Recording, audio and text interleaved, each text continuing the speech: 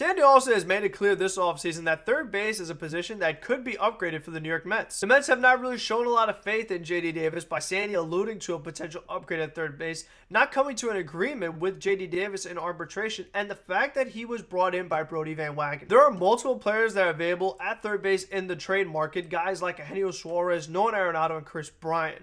Jose Ramirez may be available, but if the Mets were going to get him, they probably would have done it when they were trying to get Lindor, so I'm not going to talk about him in this video. I would have made a video about the Mets' interest in Bauer, but some people are saying it's true, some people are saying it's false, so since we're going to be frank about it, and since I try my best to keep this an honest channel, I'm not going to talk about that and try to report stuff that just flat out isn't true. So we're going to look at all the different possibilities that the New York Mets could pursue at third base, including doing nothing at all, and maybe there's a free agent that the New York Mets could sign that is very intriguing.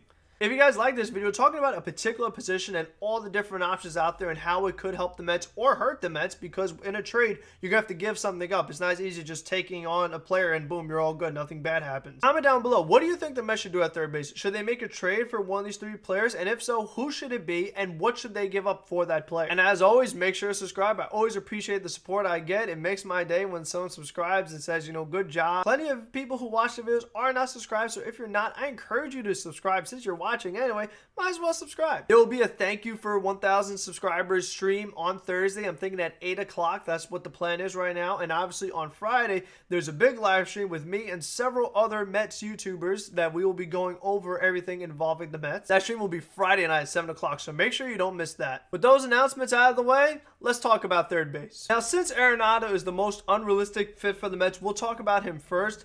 Regardless, Colorado wants to trade Arenado, and he has to go somewhere. And earlier in the offseason, the Rockies in particular wanted to talk about the Mets because they know they could take on the salary. If the report about Bauer is even slightly true, it shows you that the Mets maybe don't care about the luxury tax as much as we're making it out to be. If somehow, some way, the Mets could get Cano's contract in this deal, or maybe Familia's or Betances' contract in this deal for Arenado, the financial hit you would be taking from bringing in Arenado would not be as severe. It would be nice to see the Mets get Arenado because he is the best third baseman in all of baseball. Arenado's a guy that had .315 average in 2019, and he's a guy that gave 40 home runs a year. Yes, he does play in Coors Field, which helps his average out a lot, but the power is still relatively similar. No matter what, you know that Arenado gets you some home runs, and no matter what field he's on, he plays the best defense at third base. I mean, the plays that he makes are just so unreal, beyond belief, next level stuff. Him and Lindor on the left side of the infield is something you could only dream of. And that's why getting Arenado is a bit of a pipe dream. The next guy we'll go to is Kris Bryant, because Buster Olney said yesterday that he thinks that the two most likely fits for Kris Bryant are the New York Mets and the Toronto Blue Jays. Now, it seems like that's the case for everybody. It was the case for Springer. It could have been the case for Brad Hand. Might be the case for Bauer. So it's like, just because those two teams have made it clear that they are and are willing to spend a lot of money, those two teams are just being connected to all the players. But still, I mean, a trade for Kris Bryant does make sense. But what concerns me is that I just don't like that when they originally tried to get Bryant before Lindor, they asked for Francisco Alvarez. I'm not giving up Francisco Alvarez in a trade for any of these third basemen. If I had to give up Mauricio, if I had to give up Brett Baty, I'd be more willing to do that. The guys that I really don't want to get rid of is Alvarez, Matthew Allen, Alonso, Dom Smith, McNeil, and Nimmo. If I'm not willing to trade those players, it would make it harder to make a trade to get Kris Bryant, but I just don't think that third base is a pressing enough need to where I would have to just hurt myself in other areas just to get Kris Bryant over JD Davis. Now, I mean, does a package of JD Davis plus Mauricio plus Brett Baty and maybe taking on Kyle Hendricks' contract get it done? I don't think it's a terrible deal. When you look at what the Mets gave to Cleveland for Lindor, and Kris Bryant's not as good as Lindor. Now, obviously, there is concern with Nolan Arenado being paid over $30 million a year. Bryant's getting paid $19 million this year, but he's going to have to get an extension since he would be on the last year of his contract. Let's just say that the Mets did pay a ton of money to get Bauer. They're still re-signing Lindor because you don't trade for Lindor without the intention of re-signing him.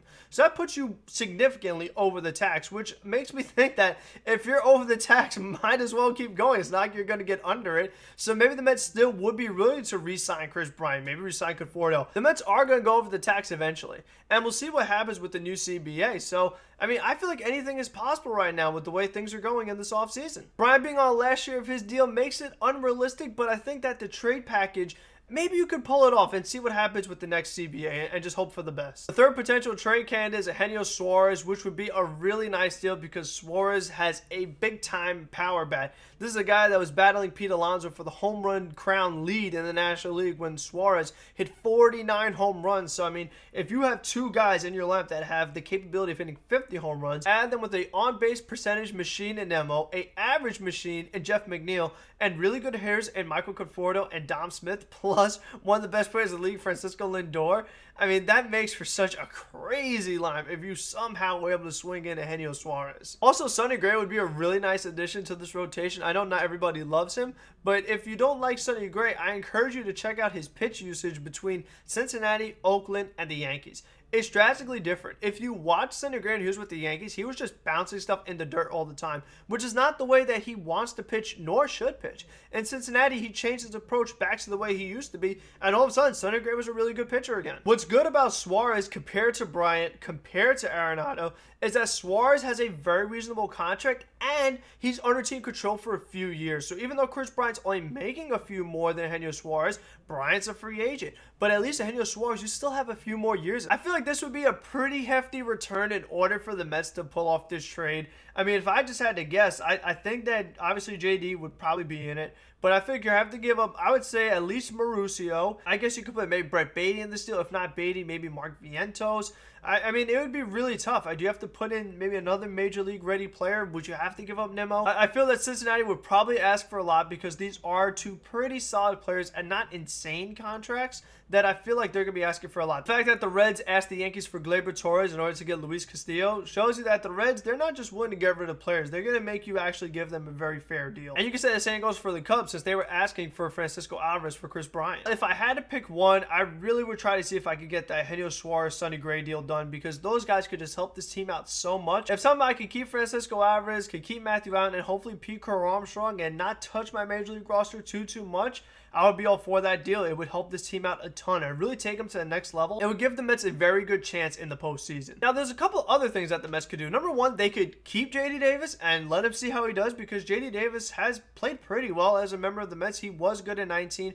Started off good in 2020, but then things got bad as the season progressed. So, I mean, maybe it could have just been a bad month because in a normal season, you'll still have a few more months to bounce back and have a really good stretch. Luis Guillorme is also a potential option at third base because for a while he had close to a 400 batting average until Todd Frazier came in and stole all his playing time. So, I think Guillorme has a possibility to also be the starting third baseman. One other thing I saw reported is that the Mets could consider a reunion with Justin Turner, which would just be crazy to see Justin Turner back in a Mets uniform and then actually be good. That would be pretty nice to make it not hurt as much as seeing Justin Turner be successful somewhere else. To see him be successful as a Met where he should have been all along had the Mets added a leg kick like the way the Dodgers were able to. The Mets could have had a really good third baseman for a while. We'll see what they do. It looks like the Mets are pretty focused on Bauer and they are interested in Jackie Bradley Jr. So maybe third base is not exactly what they're looking for, but if Jackie Bradley does get signed elsewhere, which is very possible, and someone is willing to offer Trevor Bauer more money than the Mets, if that report is not true, like let's say the Angels or maybe the Dodgers or the Blue Jays, Bauer could have other suitors, then, I mean, what else could the Mets really do to upgrade the team? And I think that any one of these trades could become a lot more realistic. So again, let me know what you guys think the Mets should do at third base, and should they just leave third base alone and maybe go after Bauer or somebody else instead? Till next one, be safe, be smart, be healthy, and let's go Mets!